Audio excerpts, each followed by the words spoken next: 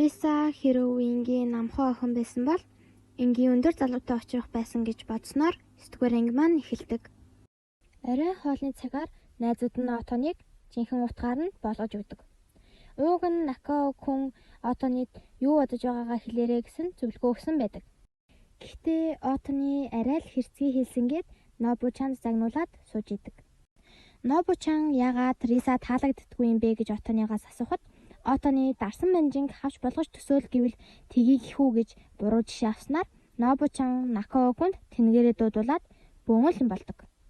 Риса Отоны хоёр яг л хуучин шигээ маргалцаар л. Риса өрөөлөгөө явж байгаад санаадгүй ангийнхныхаа яриаг сонсдог бөгөөд тэд гайхалтай бидээ сайн байсан гэж юу? Би хэлээгүй ч гэсэн үерхүү гэхээр нь окей гэдэл үерсэн гэд хайр дурлалын талаар ярьж идэг. Үүнийг сонсон Риса бөөн юм орол болоод сууж яхад нь Харука хурж ирээд би ч алтартай юм аа. Хүүхдүүд надаа сэтгэлээ илчилсэн гэд эхнээс нь нэрлээд цосоод идэг. Үүнийг нь харсан Нобучан уурлаад энд хөвгүүд байж болохгүй гэд хөөхт нь охтууд Харукаг тойр зогсоод бөөнл юм болдог. Оройн бүгд унтах гээд орондоо орсон байхдаа Риса Нобучан хоёр ярилцдаг бөгөөд Нобучан надаас л болоод сэтгэлээ илчлээд ийм болчлоо гэд уушлахгүй хот нь Риса юу гэж дээ харин ч чамд баярлаа. Би өөрийнхөө хүслээр сэтгэлээ илчилсэн болохоор уучлалт гуйх хэрэггүйгээд ярилцаж байгаад ангийнхантайгаа бөөндөө сэтгэлээс хэрэгтэл дэрээр байлддаг. Дараа нь чөлөөт өдрөөр Риса Отоны хоёр дэлгүүрээс Умибозугийн зургийг хараад Умибозугийн очсон газарт нь очиж үзэхэр болдог. Тэр хоёр ч хүссэн газартаа очиод зөндөөл юм үзэж явж замд нь хэдэн охтууд зураг дарж өгөхийг хүсдэг.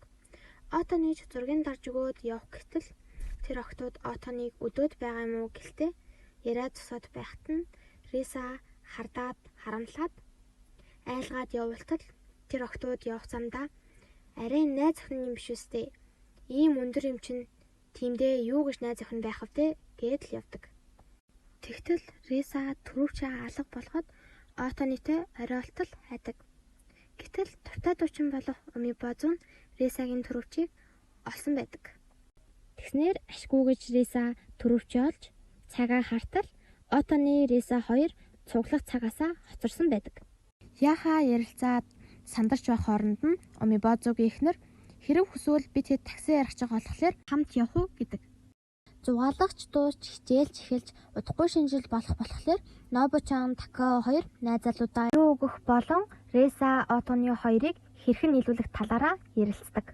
Гэнэт Нобучанаас найзалуудаагаа хэрхэн танилцсан талаар асуухт нь өвлийн нэг өдөр охтууд Накао хүний талаар дээрэмчтэй ахлагч бөгөөд өөр сургуулийн 20 атманыг дийсэн гэж ярилцаж байхыг нь Нобучан сонсдог. Нэгэн бороотой өдөр Накао хүн хайрцагтайгаа мууранд сүүгөд шүхрээрээ хааж байгааг нь хардаг бөгөөд хэдэн хоногийн дараа хэдэн хүүхдүүд Нобучаныг хоргоож байхад нь тэдний толгойлогч нь Накао хүн байж таардаг. Тэгснээр Нобучаныг аварсны дараа Нобучан шүүгэнд нь хайрын захаа хийснээр үерхэж эхэлсэн гэсэн боловч худлаа байдаг. Яг үнэндээ Нобучан нэг дамжаанд явдаг байсан бөгөөд тэндээ Накао хүнтэй танилцаад Нобучан хэрв чи миний найз залуу болбол гоёдоо гэхэд нь Накао хүн чи миний найз охин болвол бүрч гайхалтай гэснээр үерхсэн байдаг. Риса эм оржитол Нобучан Танака хоёрын дэмжлэгэн дурам орсон Риса Отоныг өөртөө дурлуулах 100 сарын том төлөвлөгөө зохиохоор болдог. Гэтэл Отоны дунд сургуулийн саксны клубийнх нь уулзахаар болсон байдаг.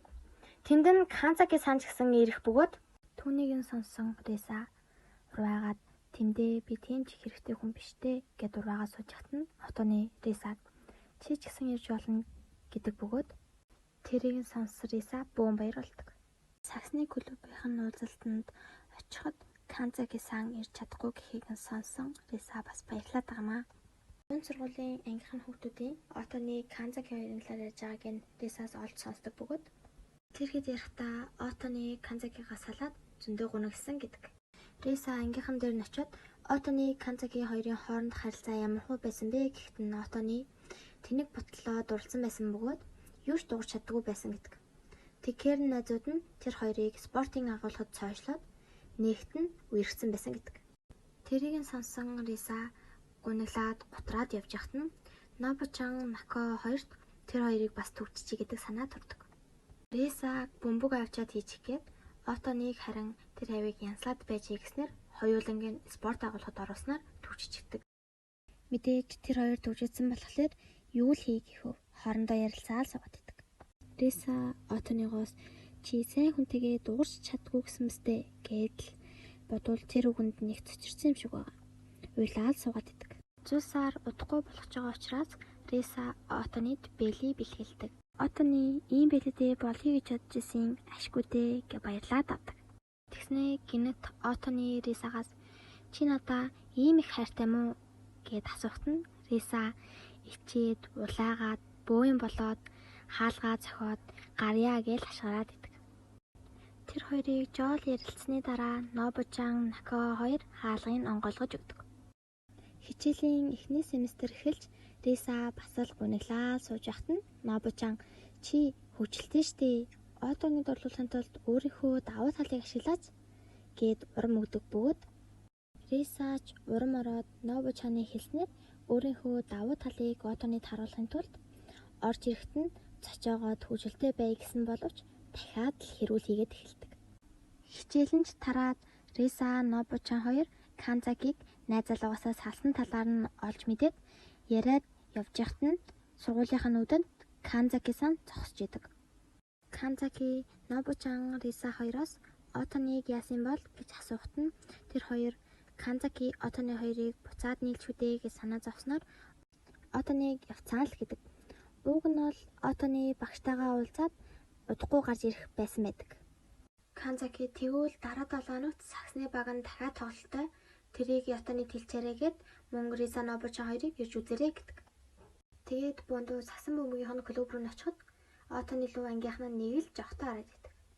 Яасан бэ гэвэл ангийнх нь Канзакиг найз залуугаасаа салсан гэдгийг мэдээд Отоны Канзаки хоёрыг буцааж нийлүүлэх төлөвлөгөө гаргасан байдаг. Төлөвлөгөө нь бол Отоны Канзаки хоёрыг анх яаж үерчсэн яг тэрэн шиг нь хамт спортын агуулгад нь төвчгээр басан байдаг. Канзаки ганцаарнаа булан зогсож явахад нь ангийнх нь Отоныг шүрүүцээр хагаад Канзакитай юм яриулахаар болдог. Риса ангийнхных нь төлөвлөгөөг нь мэдээд Отоныг Канзакитай юм яриулахгүй тулд зөндөө л арга хэрэгэлдэг. Толгоор нь бөмбөг шидэд сакс яаж тоглохыг заагаад өгөөч гэх мэтчлэн олон арга ашигладаг боловч Отоны Рисад дараа нь чамд сакс тоглохыг заагаад өгье гэснээр Канзаки руу юм ярихаар явдаг.